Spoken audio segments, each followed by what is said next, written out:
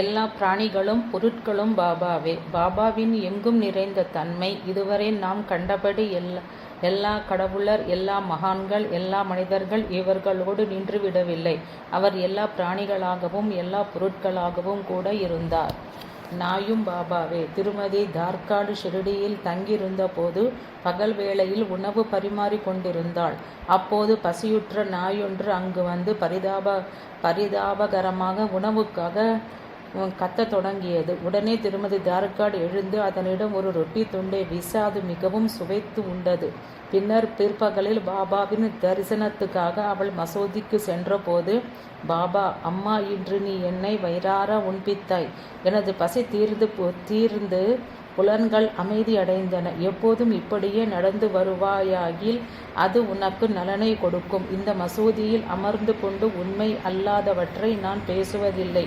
என்மேல் இரக்கம் கொள். பசியுள்ளவர்களுக்கு உணவளித்த பிறகு நீ உணவு கொள். இதை நன்றாக கவனத்தில் வைத்துக்கொள் என்றார். பாபா எதை குறிப்பிடுகிறார் என்று திருமதி தார்காடுக்கு விளங்கவில்லை. எனவே அவரது வார்த்தைகளை கேட்டு வியந்தவளாக, பாபா, உங்களுக்கு எப்போது உணவளித்தேன் என்றாள்.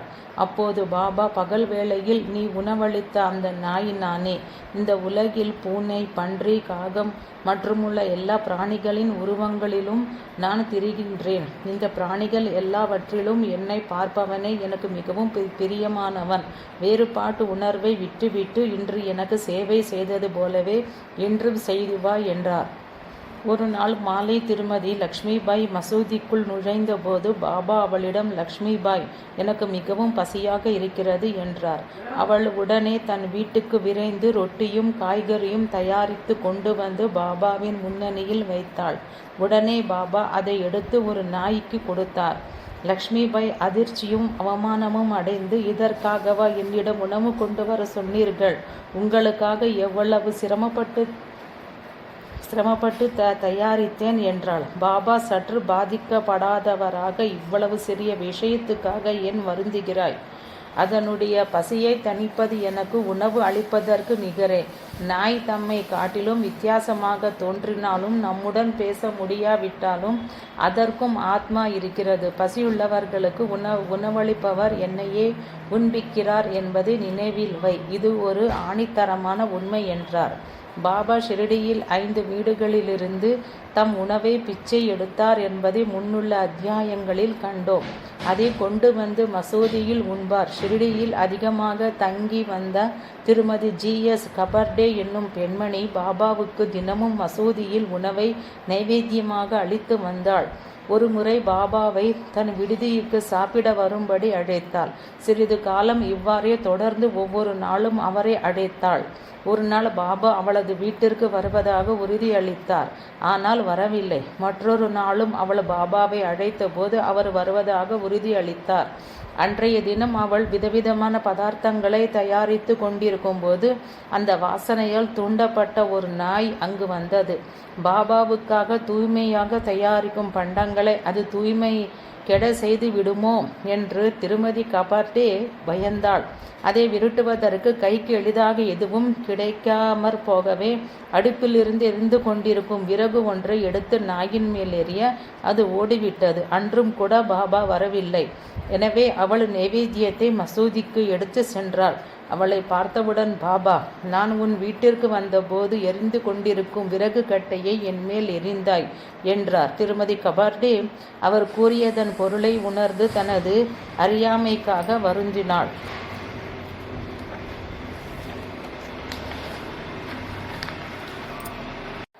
பூனையும் பாபாவே. ஹன்சராஜ் என்ற பக்தர் தம் மனைவியுடன் ஷிரடிக்கு சென்று அங்கே நீண்ட காலம் தங்கி பாபாவின் அருளால் தமது ஆஸ்துமா வியாதியின்றி குணமடைந்தார்.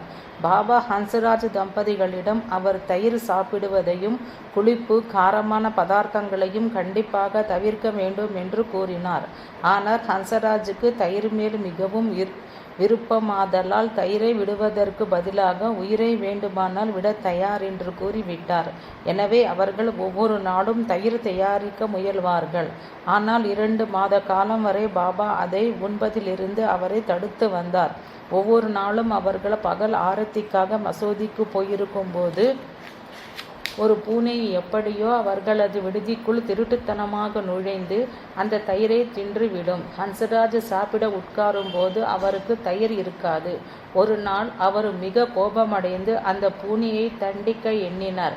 எனவே அவர் பகல் ஆரத்திக்கு செல்லாமல் அந்த பிராணிக்காக காத்திருந்தார். அது வந்து தயிரை தின்பதை பார்த்து ஒரு தடியார் அதை அடித்தார். வலியால் கத்தியவாறே பூனை ஓடிவிட்டது. பிற்பகலில் எல்லோரும் பாபாவின் தரிசனத்திற்காக மசூதிக்கு சென்றபோது அவர் ஹன்சராஜை குறித்து, மற்ற பக்தர்களிடம் புளிப்பு பதார்த்தங்களை தின்று சாக விரும்பும் ஒரு பிடிவாதக்கார முட்டாள் இங்கே இருக்கிறான். ஆனால் நான் அதை அனுமதிக்கவில்லை. இன்று அவனிடம் ஒரு பூனை உருவில் சென்றேன்.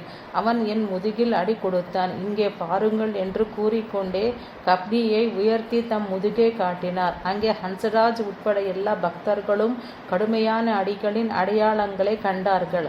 ஹன்சராஜ் தனது முட்டாள்தனத்துக்காக மனதார வருந்தி அன்று முதல் பாபாவால் தடுக்கப்பட்ட பொருட்களை உண்பதை நிறுத்திவிட்டார். பாபா நோய் குணமடைய மாற்றுக்களை கூறுவதோடு மட்டுமன்றி நோயாளிகளை அதன்படி நடக்கவும் செய்வித்து அவர்களிடம் கஷ்டப்படவும் செய்தார். மனித இனத்தின் துன்பத்தை சுமக்கும் மகான்கள்.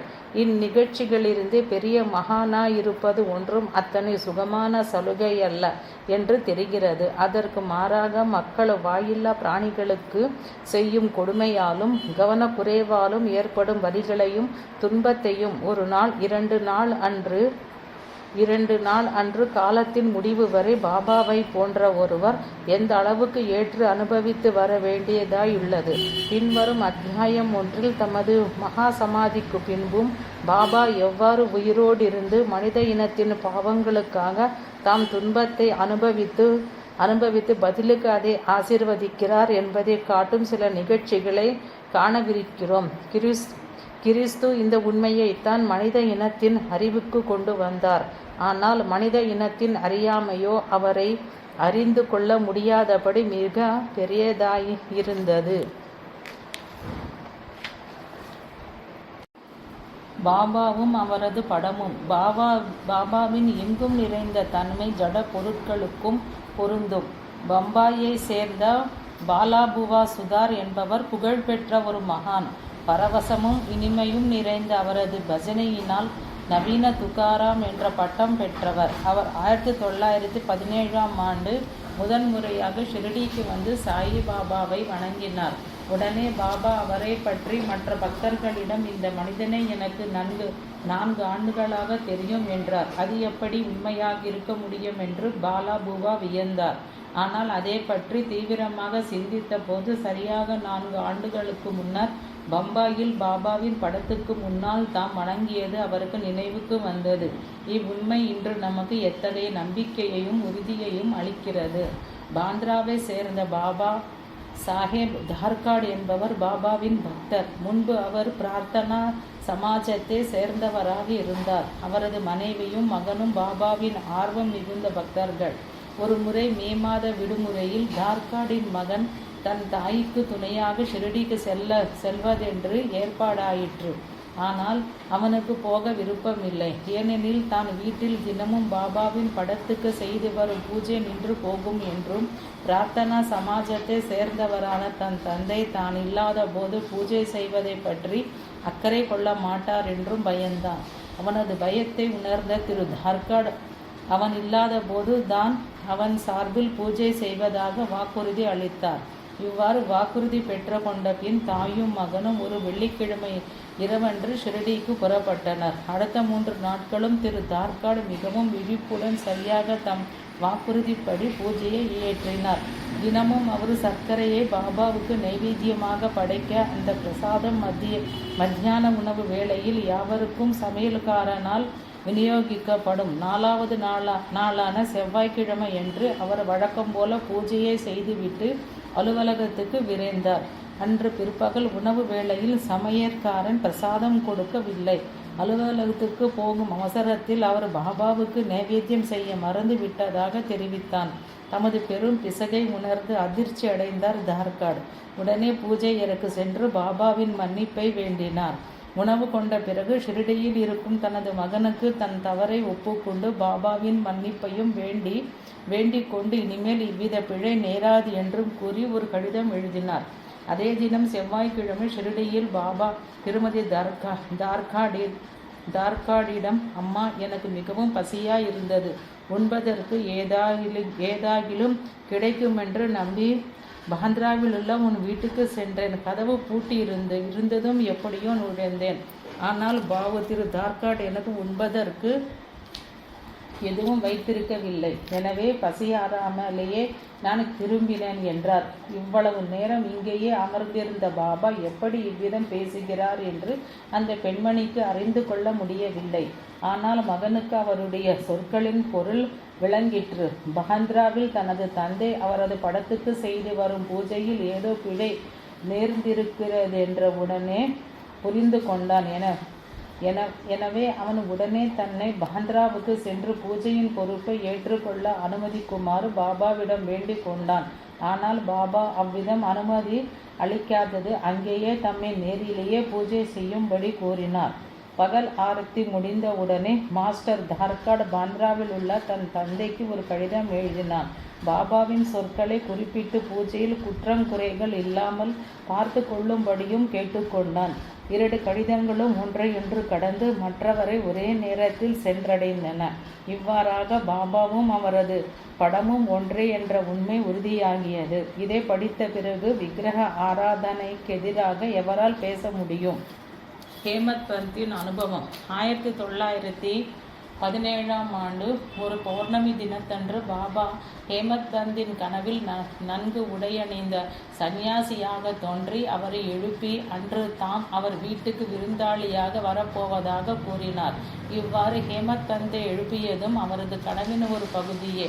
விரைவில் ஹேமத் பந்த் கண் விழித்தார். வழக்கத்துக்கு மாறாக இந்த கனவு காட்சி மிகவும் தெளிவாக இருந்ததையும் பாபாவின் ஒவ்வொரு வார்த்தையும் தமக்கு தெளிவாக நினைவிருப்பதையும் உணர்ந்தார்.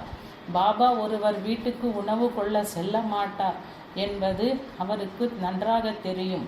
ஆனாலும் அந்த கனவில் ஓர் அழுத்தமான சக்தி இருக்கவே அதை ஹேமத் பந்த் தீவிரமாகவே எடுத்துக்கொண்டார். எனவே தம் மனைவியிடம் அன்று சாயிபாபா விருந்துண்ண வருவார் என்று கூறினார். பாபா எப்படி இவ்வளவு தூரம் பாந்திராவுக்கு வருவார் என்று அவள் வியந்தாள். எனினும் தன் கணவரின் விருப்பப்படி சிறந்த பதார்த்தங்களை அதிக அளவில் தயாரித்தாள். பகலில் பூஜையெல்லாம் முடிந்த பிறகு குடும்பத்தை சேர்ந்தவர்கள் யாவரும் விருந்துக்காக அமர்ந்து பக்தர்களும் பதார்த்தங்களும் பரிமாறப்பட்டன. எந்தவிதமாக பாபா விருந்துக்கு வர போகிறாரோ என்று ஆவலுடனும் கவலையுடனும் ஹேமத் பந்த் எதிர்பார்த்து கொண்டே இருந்தார். எவரும் வராமற் போகவே உணவு நேரம் கடந்து விடும் என்று எல்லோரும் சாப்பிட தொடங்க போகும் தருணத்தில் மாடிப்படியில் எவரோ ஏறி வரும் காலடி சத்தம் கேட்டது. ஹேமத் பந்த் உடனே கதவை திறந்தார். அங்கே அலி, முகமது, மௌலானா இஸ்மு முஜாவர் என்ற 2 முஸ்லிம் நண்பர்கள் நின்று கொண்டிருந்தனர். அவர்கள் தாங்கள் உணவு வேளையில் வந்து தொந்தரவு கொடுத்ததற்காக மன்னிக்கும்படி கேட்டுக்கொண்டு அவரிடம் ஒரு பொட்டலத்தை கொடுத்துவிட்டு, உங்களுக்காக கொண்டு வந்த இந்த பொருளை எடுத்துக்கொள்ளுங்கள். பின்னால் உம்மை ஓய்வாக சந்தித்து அதை பற்றிய அதிசயமான கதையை கூறுகிறோம் என்றனர். வந்தவர்கள் சென்றவுடன் ஹேமத் பந்த் பொட்டலத்தை பிரிந்து பார்த்தார். அது சாயிபாபாவின் ஓர் அழகிய படம். தமது வார்த்தைகளின்படி உணவு கொள்ளும் சரியான நேரத்தில் பாபா விருந்தாளியாக வந்து விட்டார். ஹேமத் பந்தின் மகிழ்ச்சிக்கு எல்லையே இல்லை. கண்களில் ஆனந்த கண்ணீருடன் உணவு கூடத்துக்கு விரைந்து முக்கிய விருந்தாளிக்காக போடப்பட்டிருந்த நடுநாயகமான இருக்கையில் பாபாவின் படத்தை வைத்தார். அதை முறையாக பூஜித்து நைவேத்தியம் அளித்த பின் குடும்பம் முழுவதும் உணவு கொண்டது. பாலாபுவா, சுதார், தார்காடு குடும்பம் ஆகியோரின் அனுபவங்களை கொண்டு பார்க்கும்போது இந்த நிகழ்ச்சியை ஏதோ தற்செயலாக நடந்தது என்று ஒதுக்கிவிட முடியாது. சாயி பாபா ஹேமத் பந்தை வந்தடைந்த கதை. இது நடந்து 9 ஆண்டுகளுக்கு பிறகே ஹேமத் பந்த் அலி முகம்மதை சந்தித்து சாயிபாபா தம் வீட்டிற்கு வந்ததே பற்றிய கதையை அறிய முடிந்தது. அது பின்வருமாறு. பக்தி மனப்பான்மை கொண்ட அலி முஹம்மது பாந்த்ராவில் உள்ள தனது வீட்டில் தாஜுத்தீன் பாபா, மௌலானா சாஹேப், முகமது ஹுசேன், சாயி பாபா போன்ற பெரும் மகானின் படங்களை வைத்திருந்தார். ஒருமுறை அவரது மைத்துனரான நூர் முகமது பீர்பாய் என்பவர் தனது குருவான அப்துல் ரஹ்மான் என்ற மகானின் படத்தின் பிரதிகளை தன் எல்லா நண்பர்களுக்கும் கொடுத்தபோது ஒரு பிரதியை அலி முகம்மதுவுக்கும் கொடுத்தார். அவர் அந்த படத்தை தம் வீட்டிலுள்ள மற்ற படங்களோடு வைத்தார். அலி முகம்மது ஹேமத் பந்தின் வீட்டிற்கு வருவதற்கு 3 மாதங்களுக்கு முன்பு தம் காலில் ஏற்பட்ட கட்டி ஒன்றிற்காக அறுவை சிகிச்சை செய்து கொண்டு பம்பாயிலுள்ள நூர் முகம்மதின் வீட்டில் படுத்திருந்தார். அந்த சமயத்தில் நூர் முகம்மது ஒரு நாள் தமது குருவின் படம் ஒன்றை அவருக்கே அளித்தார். பழமையில் ஊறியவரான அப்துல் ரஹ்மான் விக்கிரக ஆராதனையை ஆதரிக்கவில்லை. எனவே தனது சிஷ்யனின் செயலை கண்டு மகிழ்வதற்கு முற்றிலும் மாறாக தன் படத்தை வழிபட்டதற்காக அவரிடம் சினங்கொண்டு அவரை வெளியே விரட்டிவிட்டார். தாம் அன்பாலும் பக்தியாலும் செய்த செயல் தமது குருவுக்கு ஒரு சமய முரண்பாடான செயலாகப்பட்டதைக் கண்டு நூர் முகம்மது அதிர்ச்சி அடைந்தார்.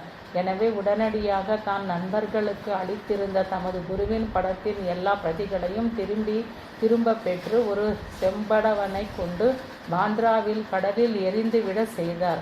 அலி முகம்மதுவிடமும் அவ்வாறே செய்யுமாறு வற்புறுத்தவே அவர் தமது மேனேஜரிடம் தம் வீட்டிலுள்ள எல்லா படங்களையும் கடலில் எரிந்துவிடும்படி கூறினார். 2 மாதங்களுக்கு பின் பாந்த்ராவில் உள்ள தம் வீடு திரும்பிய அலி முகம்மது சாயிபாபாவின் படம் மட்டும் பாதுகாப்பாக அப்படியே சுவரில் தொங்கிக் கொண்டிருப்பதைக் கண்டு வியந்தார். ஏனெனில் தம் மேனேஜரிடம் எல்லா படங்களையுமே எரிந்து விடும்படி கூறியிருந்தார். சாயிபாபாவின் படம் மட்டும் எப்படி அங்கேயே இருந்தது? உடனே அவர் தன் மைத்துனர் அந்த படத்தை கண்டால் எரிந்து விடுவார் என்று பயந்து அதை பாதுகாப்பாக தம் அலமாரியில் வைத்தார். அந்த படத்தை அழிவிலிருந்து எப்படி தடுப்பது என்று யோசித்தபோது பாபாவே இந்த எண்ணத்தை தூண்டியிருக்கலாம். மௌலானா இஸ்மு முஜாவர் என்பவரின் ஆலோசனையை நாட வேண்டுமென்ற எண்ணம் ஏற்பட்டது. அவர் படத்தை ஹேமத் பந்திடம் அளிப்பதே சிறந்த வழி என்றும் சாயிபாபாவின் திடபக்தரான அவர் அதை சரியானபடி பாதுகாப்பார் என்றும் யோசனை கூறினார். எனவே அந்த படம்தான் ஹேமத் பந்தின் வீட்டிற்கு உணவு கொள்ள சரியான சமயத்துக்கு வந்து சேர்ந்தது. சாயிபாபா தம் வரவை குறித்து ஹேமத் பந்துக்கு முன்னாலேயே அறிவித்தார். ஏன் மற்ற மகான்கள் தாமும் மகிமை உடையவர்களாகவும் தம் படங்களோடு ஒன்றுபட்டவராக இருந்தும் தமது படங்கள் எரியப்படுவதற்கு அனுமதித்தனர். பாபா மட்டும் அதற்கு அனுமதிக்கவில்லை. இதற்கு விடை மிக எளிது. மற்ற மகான்கள் முற்றிலும் முஸ்லிம்களாகவும் இஸ்லாமிய கொள்கைகளை கடைபிடிப்பவர்களாகவும் இருந்தால் அவர்கள் தங்கள் படங்களை மற்றவர்களுக்கு வழிபடுவதை விரும்பவில்லை. ஆனால் எந்த மதத்தோடும் தம்மை ஒன்றுபடுத்தி கொள்ளாத அல்லாஹ் எல்லா மதங்களையும் சேர்ந்தவராக தம்மை எண்ணி வந்த பாபா தமது படத்தை பிறர் வழிபடுவதை பற்றி மனவேறுபாடு கொள்ளவில்லை. ஒரு முஸ்லீம் குரு தம் சிஷ்யர்களை விக்கிரக ஆராதனை செய்ய அனுமதிக்கவில்லை என்றால் அலி முகம்மதுவும் நூர் முகம்மதுவும் படங்களை பூஜையிலிருந்து நீக்கியது மிக சரியான செயலே. அது குற்றமன்று. ஏனெனில் ஒவ்வொருவரும் தம் வழியையே பின்பற்ற வேண்டுமென்று பாபா விரும்பினார். ஓர் இந்து பக்தர் விதிப்படி தம் மதத்தை பின்பற்றி விக்கிரக ஆராதனை செய்து பயனடையலாம். சாயிபாபா ஹேமத் பந்திடம் தான் அவர் வீட்டுக்கு வருவதாக கூறியதற்கும் மற்ற படங்களின் கதியிலிருந்து அவர் படம் மட்டும் தப்பியதற்கும் இதுவே தகுந்த விளக்கமாகும். பாபாவின் சமரச வழி. சங்கரரும் ராமானுஜரும் இந்து மதத்தை உயர்த்துவதற்காக பிறந்தது போலவே மேற்கூறிய முஸ்லிம் மகான்கள் இஸ்லாமை உயர்த்தவும் விளக்கவும் பணிபுரிந்தார்கள். சாயிபாபாவின் பணியோ வேறு. மனித இனத்துக்கு எதிர்காலம் என்று ஒன்று இருக்குமானால் பாபாவின் மதம் எதிர்காலத்துக்குரியது. மனித இனத்துக்கு எதிர்காலம் இல்லாவிடில் சாயிபாபாவின் வழி ஒன்றே அதற்கு எதிர்காலத்தை ஏற்படுத்தி கொடுக்கக்கூடியது.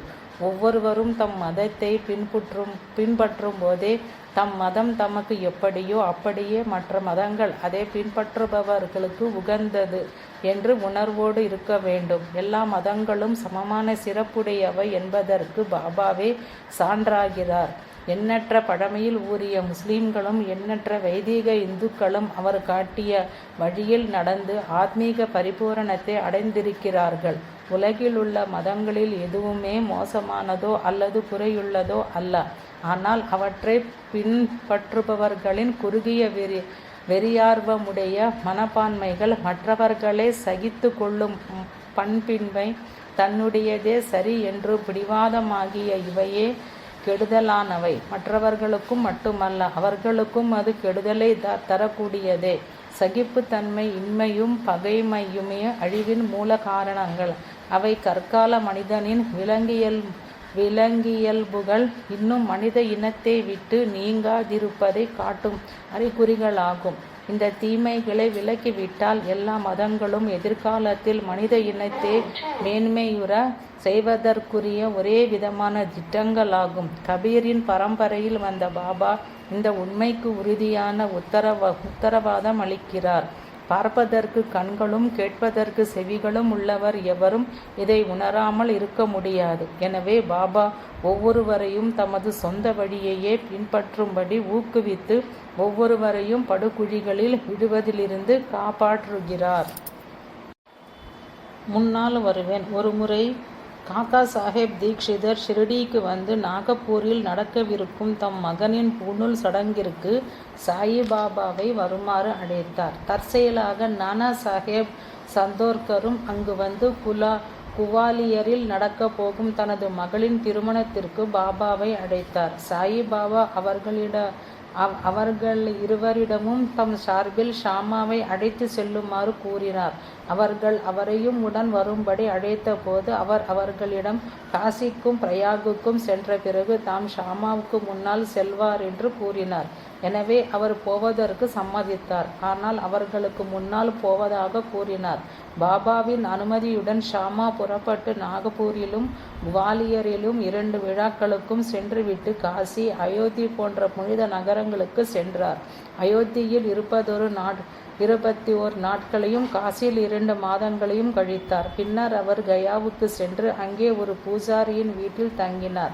அங்கே ஷிரடி குழுவினர் சென்றவுடன் அவர்களை புல்லரிக்க வைத்த விஷயம் அங்கே பாபா அவர்களுக்கு முன்னால் வந்திருந்ததே. நடுக்கூடத்தில் பாபாவின் பெரிய படம் ஒன்று தொங்கிக் கொண்டிருந்தது. பாபாவின் அன்பை எண்ணி உணர்ச்சி வசப்பட்ட ஷாமாவின் கண்களிலிருந்து நீர் பெருகியது. அந்த படம் அங்கு வந்து சேர்ந்த விதமும் குறிப்பிடத்தக்கது. 12 ஆண்டுகளுக்கு முன்னால் பூசாரி ஷிரடிக்கு சென்றபோது ஷாமாவின் வீட்டில் சாயிபாபாவின் ஒரு பெரிய படம் தொங்குவதை கண்டு அந்த படம் தமக்கு வேண்டுமென்று ஆசைப்பட்டார். ஷாமா அந்த படத்தை அவருக்கு கொடுக்கலாமா என்று பாபாவிடம் கேட்க பாபா கொடுக்கும்படி கூறினார். இவ்வாறு ஷாமா வருவதற்கு பல ஆண்டுகளுக்கு முன்பே படம் கயாவுக்கு வந்துவிட்டது. வியப்படையும்படி ஷாமா அதே பூசாரியின் வீட்டில் தங்கும்படி நேரிட்டது. பாபா இதை பற்றி மிக முன்னாலேயே அறிவார். அவருக்கு முன்னால் செல்வேன் என்று பாபா கூறிய உறுதிமொழி வார்த்தைக்கு வார்த்தை பலித்ததை ஷாமா உணர்ந்தார். ஷாமா படத்தை பார்க்கும் வரை அவருக்கோ பூசாரிக்கோ தமது முந்தைய அறிமுகத்தை பற்றிய நினைவு ஏற்படவே இல்லை. இதுவரை கூறப்பட்ட நிகழ்ச்சியிலிருந்து பாபாவும் அவரது படமும் ஒன்று என்ற உண்மை அவரது நெருங்கிய திடமான பக்தர்களை பொறுத்தவரையில் உண்மையானது விளங்கும்.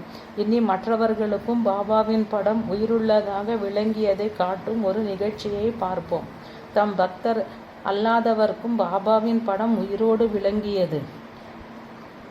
தோபேஸ்வரை சேர்ந்த காக்கா மஹராஜ் ஒரு புகழ்பெற்ற மகான். ஒருமுறை அவர் பூனாவுக்கு சென்றிருந்தபோது அவரை சுற்றிலும் அவரது பக்தர்கள் கூட்டமாக அமர்ந்திருந்தனர்.